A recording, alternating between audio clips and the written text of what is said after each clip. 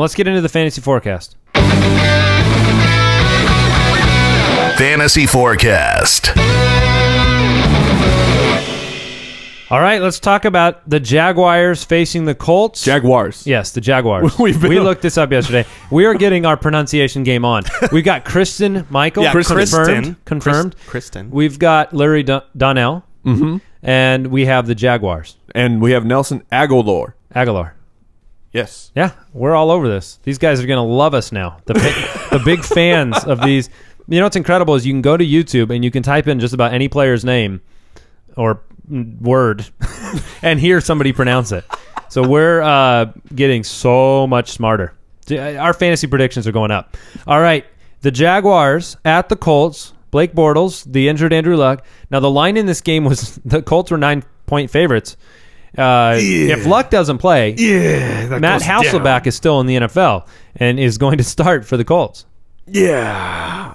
How would you adjust the wide receiver core in Indianapolis if Luck is not on the field? Do you sit anybody you would have started before is the first question. I don't know that you sit them because I don't think it's going to take a drastic enough bump down. I mean, if you were thinking about playing Andre Johnson, maybe you sit him as probably the third option there. I'm much less excited about my start of the week in Dante Moncrief if Luck comes out of that game, because I think then when a backup comes in, you tend to target that number one guy often, and so T.Y. Hilton might get a couple more looks. Darius Hayward Bay will catch passes somehow. I actually have this theory that I've talked about before, that backup quarterbacks like backup wide receivers, and we kind of saw with Michael Vick going after Hayward Bay. And you think Philip Dorsett and Hasselbeck are running a lot of routes together on the practice field, or Moncrief? Well, but the difference, though, I agree with you. I think it's been proven time and time again that a lot of times that backup comes in and throws to the backup. But you've got Moncrief, who's been running with the one. He hasn't been practicing, with Hasselback, whereas Philip Dorsett, it's possible. But I'm not sitting. Nobody's starting Dorsett. So. No, and I'm playing Hilton. I'm still playing Moncrief with confidence. So, okay, let me ask you this: you are the Luck owner. Do you grab Hasselback? No, going up against a depleted Jaguars. You send in the car. Send in the car. Send in the car. Send in the car.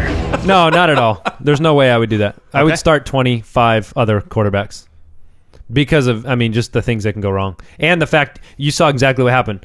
This is why we didn't start Michael Vick. Conservative offense, run-dependent offense, control the game. Well, hold on. Let's say you're in a 2-quarterback league, so the wire is far scarcer. Now you're looking at Josh McCown or Matt Hasselbeck. Okay, 100 out of 100 times. Well, that's a lot of a lot. McCown had a good game. He had 300 plus yards last week. He had a couple touchdowns. He also has the propensity to die mid-game. Well, it's the NFL. So from the Jaguars side, Bortles is an okay streamer this week to me. Yeah, agree. You have Allen Robinson and Allen Hurns. Hurns was Mike's start of the week because of the Vontae Davis factor on Allen Robinson. Vontae is probably a top 3, He's great. Shutdown type of corner. He really does have an impact on those. Very few have an impact on the number one receiver.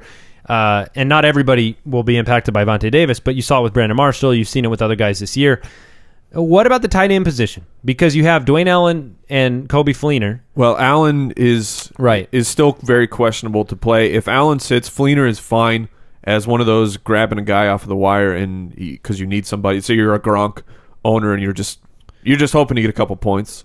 Okay, so let's go ahead and talk about the Eagles facing the Redskins. Do we have an update for listeners in terms of the whether this game is going on? Oh, with the hurricane? Yeah. I have not heard anything as of this morning. Nothing new? Yeah. There have been a lot of people that are like, okay, do I drop? I need somebody to start.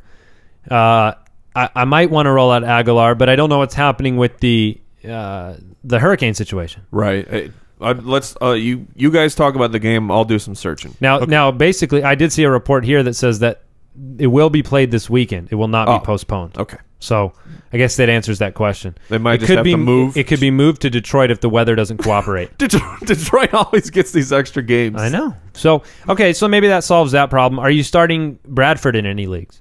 I think Bradford is okay this week against Washington. this could be the final ride of Sammy Biscuits. But I really think the matchup, which would be so sad with a nickname like that. I know. I think the matchup is okay. The Washington their pass defense is ranked very high right now, and maybe they really are turning it around. But I'm leaning on the history that they've been poor for a while now. Jason, what is the value of Ryan Mathews if DeMarco Murray starts? Not good. The value is just potential that maybe you see more of a split workload based on Ryan Mathews doing well last week. But I wouldn't imagine that you could start him unless you have nobody else to put in, say, a flex position. But Murray practiced in full, so Murray's going to be back on the field. I expect that he becomes the primary ball carrier again. I don't see Chip Kelly changing his ways. The hope is that there is a split, and going forward, Ryan Mathews has value. But for this week, I don't think you can in any way confidently start Ryan Mathews and expect that. Let me ask this question for the Murray owners out there. DeMarco Murray or Latavius Murray this week? Latavius. DeMarco Murray or Carlos Hyde? Hyde. I think I would roll DeMarco. DeMarco or Yeldon? Probably go DeMarco. That's really close, but I'm going to upside of DeMarco. Okay. One thing to mention about the Washington pass defense, D'Angelo Hall is hurt. Yeah, and he is now off the field, and he's their leader. Is he out? 3 to 4 weeks at least. In addition to that, they're great pass D. They had Ryan Tannehill week 1, who struggled. I mean, he's been not that great this year other than 1 week. And then they played against the Rams in week 2. Nick Foles is not exactly lighting anyone up. And then Eli came in and had a pretty good game, almost 300 yards and 2 touchdowns. So when we look at their pass D and say, oh, they're a top-end pass D, I think that's a little hollow, especially losing Hall. This could actually be a decent matchup for Sammy Biscuits. Especially if you're talking DFS, because I think this is a week where people are not going to be in on him. So if you're going not in head-to-heads, but if you're going in more like, big pool GPPs, yeah, people are off of Biscuits. You get that Sammy Biscuits, Jordan Mathews stack. This might be a biscuits and gravy type of week. You know what I'm saying? I liked it. I really hope he has a good week so we can continue to speak about him on the show. All right, let's talk about the Browns and the Chargers. We will see the epic Phillip Rivers, Josh McCown face-off. Play Jordan Reed. Yeah, absolutely. You start Jordan Reed. I'm not starting a Philly tight end right now. Okay. And do you start Darren Sproles? In PPR formats, okay. Yes. We also we got to talk. If you're the Alfred Morris owner, the Matt I'm sorry. Jones Yeah, you're right. Owner, I skipped over the running backs there. Yeah, so on the Washington side. What are you going to do if you own both? Who are you starting? If you have to start one of them, Matt Jones. Ooh, you have switched. In this game, I am Matt Jones. It could change. Yeah, I agree with that. If you have to start one of these guys, I think Matt Jones has already shown that he's probably going to be the more larger explosive, share. highest potential for a big game. If you need, a rumbling 8 points, then Alfred Morris is the way to go. So who would you rather start, Darren Sproles or Matt Jones? Matt Jones. Okay. Yes, I agree with that. Especially with the DeMarco. You took DeMarco out the field. That argument becomes PPR dependent probably.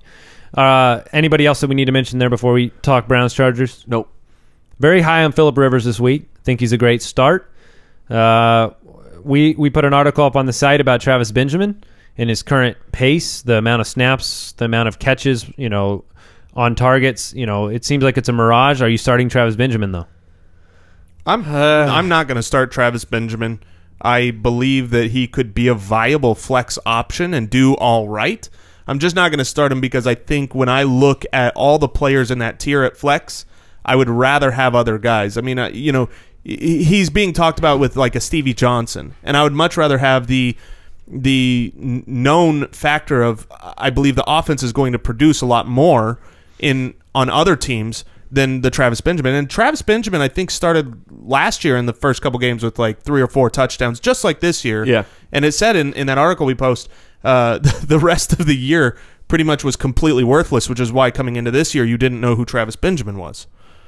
Yeah, I don't play him. I bench him. But let's say this: if he has another okay week, then maybe I'll start buying it. I'm just still not. Yeah, I mean it's tough with a production that is so touchdown dependent and big play dependent. So to answer that though, Travis Benjamin or Michael Crabtree? Crabtree for sure. Have you heard the numbers on Crabtree about his targets inside the 10-yard line? Nope. 10. That's a lot. How many touchdowns? I don't know. Actually, off the top of my head, he only had that one game. It was one touchdown. But could just be a mirage. But how many targets inside the 10 does Amari Cooper have? Well, Cooper scores from about 60 yards away. Just saying. So. 0 is the answer. That's interesting. No, at a minimum, Carr trusts Crabtree. Crabtree performed well in preseason, and he's performed well so far target numbers-wise. If Carr succeeds and he continues to ascend as a quarterback, both guys are going to benefit from it. And a lot of the times, that means Crabtree is going to be the value to you, whether it's in DFS formats or in as a spot start for bye weeks. Crabtree's probably a guy you can roll out there in the right matchup. So, Travis Benjamin or Pierre Garçon? Garçon for sure. Brandon Cooks? Cooks. Ruben Randall? Randall. Where do I get down? Michael Floyd? Benjamin. Richard Mathews? Richard Mathews. I'll play Mathews. All right. The Browns are 14th against the pass. They're dead last against the run. I think this means good things for Melvin Gordon. It sure does. I like Melvin Gordon a lot, and I like Woodhead a lot. Yeah. Last week we were pretty high on the San Diego run D, and if you aren't aware, if you just look at the box score and you see that they didn't really have a good game, that was not indicative. What happened in the game flow is both of them come fourth quarter, neither one of them played another snap because they were just down so much they took their running backs out. And what that says to me is that these running backs' health is important to them. They see them as valuable cogs in the offense. So don't get down from last week and think Melvin Gordon and Danny Woodhead aren't good options because they didn't put up points last week. It's a fallacy. Yeah, I love Gordon this week, and we'll talk to Meany about it as well. Nice.